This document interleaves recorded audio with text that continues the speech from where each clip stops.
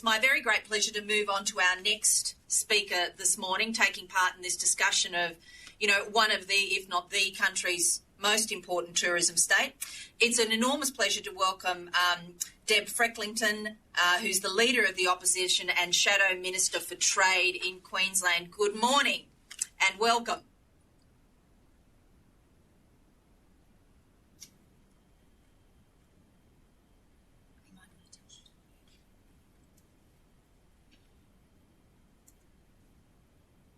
Now, I think we're just having a problem with the sound there, Deb. You might be muted.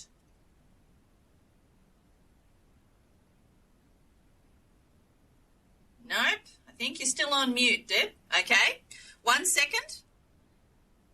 This is the joy of the virtual environment. It'll do it to you every time if it can. This is what we like, the extra set of hands to sort it out. I like having a tech person myself. It makes life much easier. It's usually just somebody much younger than I am. In your case, clearly not the case, but... Okay, can you hear us now? Perfect. Excellent. Welcome again. Thank you. Lovely to hear your dulcet tones, Deb. Well, Margie, thank you so much for inviting me along.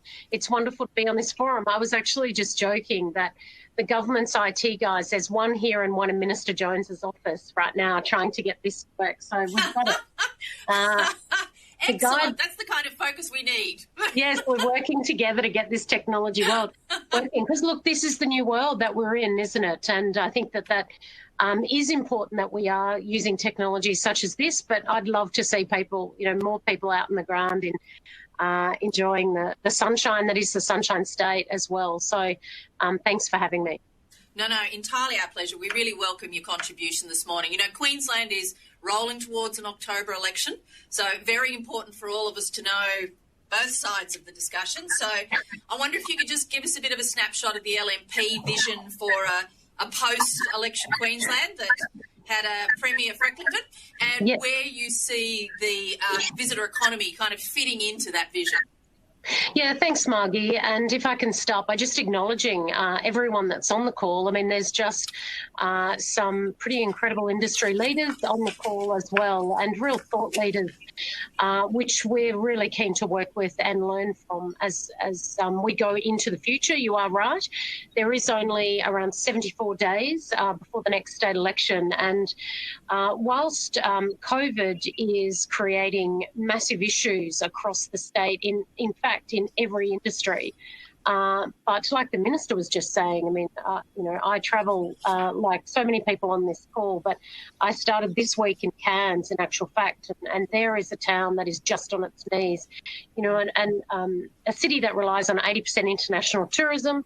If your polling is correct, and it's going to be 3 years before we get up and going again, that's extremely distressing for the economy. So what the LNP is focused on is how we can make sure that we get Queensland working again, get confidence back in to the Queensland economy and get people back into work.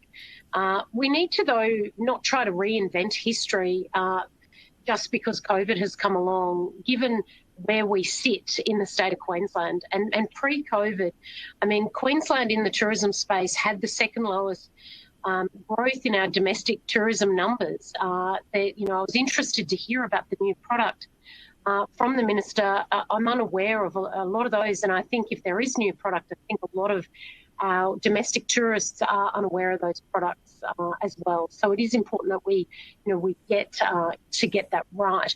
One of the biggest focuses that a future government, an LNP government, will have will all be around making sure we get those infrastructure projects going again, like building the second M1, like making sure those projects that have been sitting on the table for so long get out and going. Not only will it put people back into work and into jobs, and given Queensland has the highest unemployment rate in the nation, these are very concerning stats. So we need to look at how we can get the economy going again.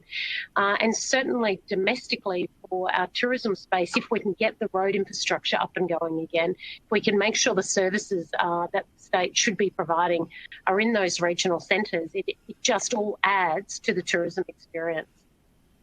Absolutely. Now, look, I am conscious too that we don't have a lot of time to talk. So if you don't mind, I might insert some of these questions that are coming through on the line from attendees. And once again, it comes no surprise that this is a border question. Yep. Is the opposition looking to perhaps provide a roadmap on how you would manage the border closures in future, post-election?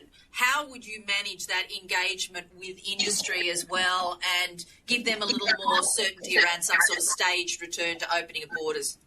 Yeah, and look, the border issue is obviously one of the biggest issues for your industry, and I've been reaching out and speaking to many of the industry throughout this process. I think it's fascinating. I see Kate's still online. I have to correct something that she said. It's fascinating. It's like we're trying to rewrite history here. The Premier actually opened borders, and I know that the government likes to give me a great deal of credit on many issues, but at the end of the day, what the argument of the tourism industry from everyone from the Cape down to Coolangatta was saying is that there is no health advice to have the borders closed at that time. And that is why the Premier was forced to open the borders to her own roadmap instead of September, which would have really delayed and concerned the industry and the economy of Queensland.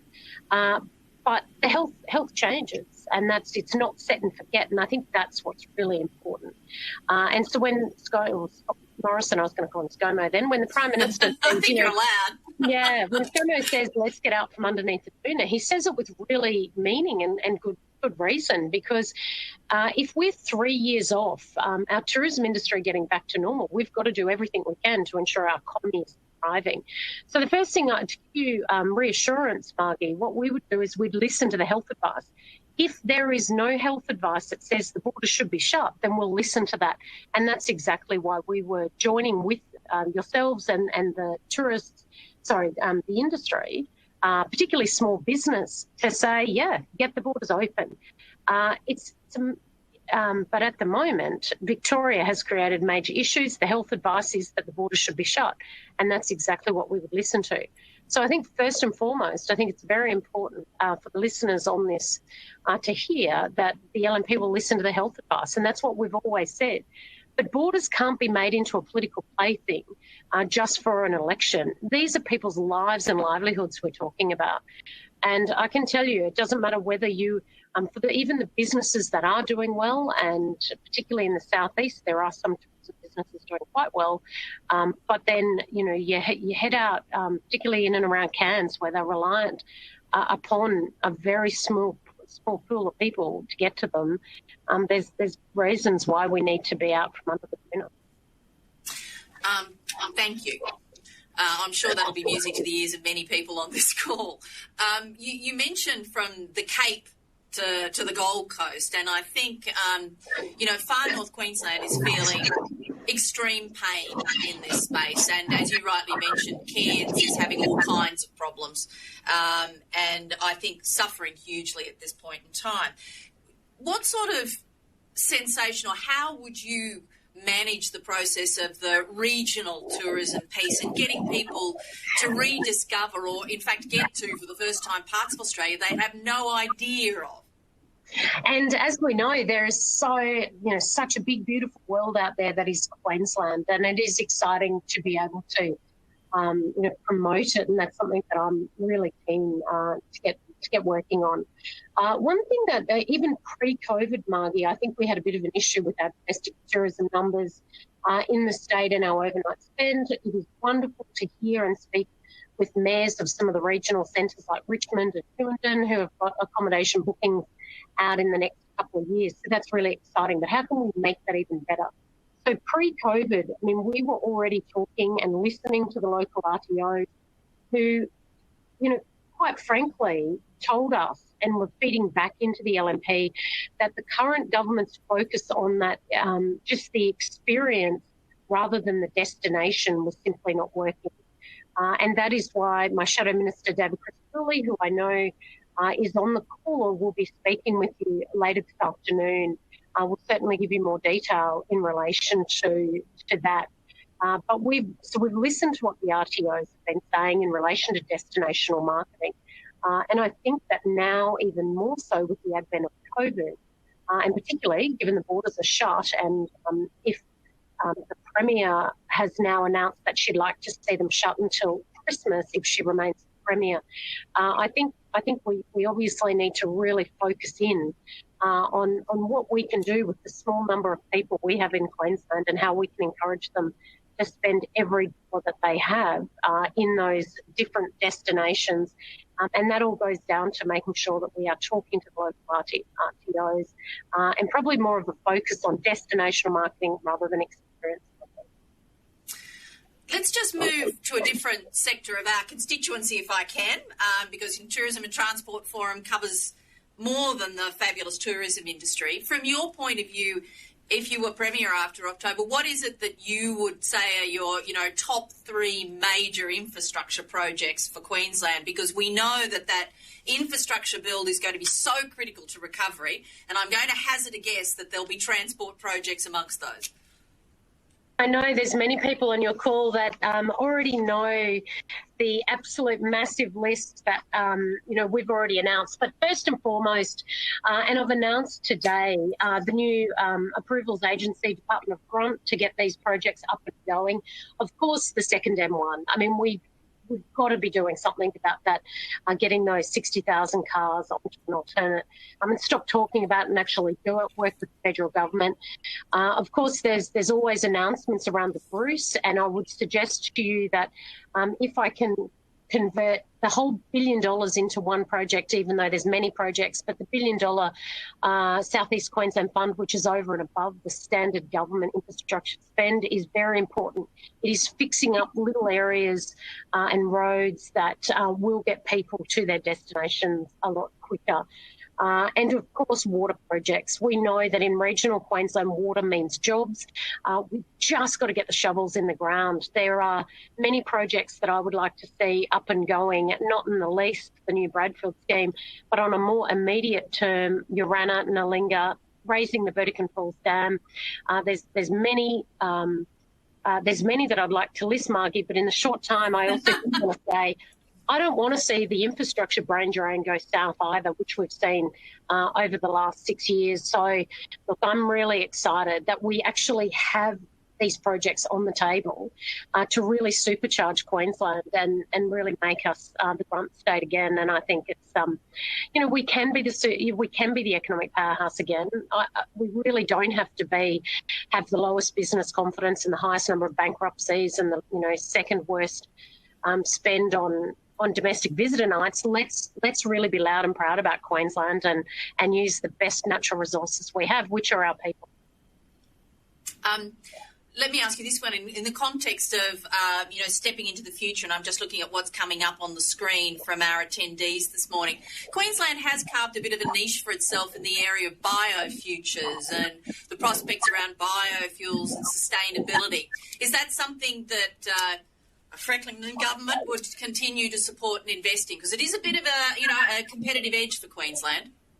Yeah, look, certainly I think Queensland needs whatever competitive edge it has at the moment. So, of course, particularly the projects that are, looking and are stuck at the moment to have a bit of love. I think it is important that we do. I mean, the biofutures is, of course, extremely important. And we have many organisations across the state who are looking at investing even more in that space. And what they're looking for, quite frankly, is for government to get out of the way and let them do the business of doing business. And that's from all levels of government, federal, local and state. And that's one thing that I think the private sector, which covers many industries, want to see. I mean, they also want to make sure that Queensland gets back to being a low taxing state as well. And I think with the advent of 9 new taxes in the last 2 years, we don't know what new ones this year because we haven't got a budget this year, but those 9 new taxes have really put a dent in a bit of investor confidence. Just one other thought from an infrastructure point of view, once again looking at the questions coming through, and I must confess that I'm trying to look at This is a passion project from TTF's point of view, and that's the light rail on the Gold Coast. I'm sort of a bit curious about how you feel about the next stage of the light rail on the Gold Coast, so stage 4. Yeah, look, in relation to light rail, it's such a controversial topic, and it's fascinating. I see there was a new candidate announced down there this week who said, look, it's all been done, that argument's been had. So I'm looking forward to seeing what that outcome is. From my local members down there, the most important thing that they say to me is that they want community consultation on that. It is important. Light rail has been a real success for the Gold Coast, and Sam O'Connor in particular, one of my members down there, is a very passionate advocate on it as well. But I think what the most important thing is with any of these infrastructure projects, we have to make sure we're bringing the local community with us. And that's what I say to all of my team all the time. Look, it's well and good to, well and good to announce a project, but you've got to make sure the community, and it's very controversial where that route goes as well. And so it will be up to that local community to lead that charge. Well, look, I know we're almost out of time, so I have to ask you, amongst the very, very, very long list, and I know it's like saying which is your favourite child, what would you define as your big passion project for a post-election Premier Frecklington? Well, look, my big passion project, without a doubt, is the nation-building infrastructure project that is the new Bradfield scheme. This is all about, it's actually about nation-building. It's about getting Queensland back to being the powerhouse state again. And it's not about North Queensland. It's not about Southeast Queensland. It's about all of Queensland. Because what this actually is creating decades worth of jobs. It's creating an area that can be irrigated larger than Tasmania. It's creating enough hydroelectricity to power 800,000 homes. And it's also capturing those monsoonal rains, instead of diverting it straight out onto our beautiful natural wonder, which is the Great Barrier Reef. It's actually capturing it, getting that water, flowing it inland, and creating this incredible economy. Look, I love Queensland. I'm so excited by its potential. That's my passion project. And I think it's big, it's bold, and it's ambitious, but it can be done. Excellent.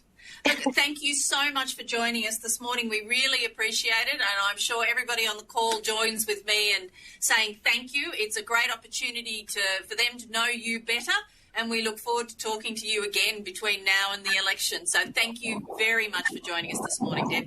Excellent. Thank you so much for having me on. Good luck with the rest of the day.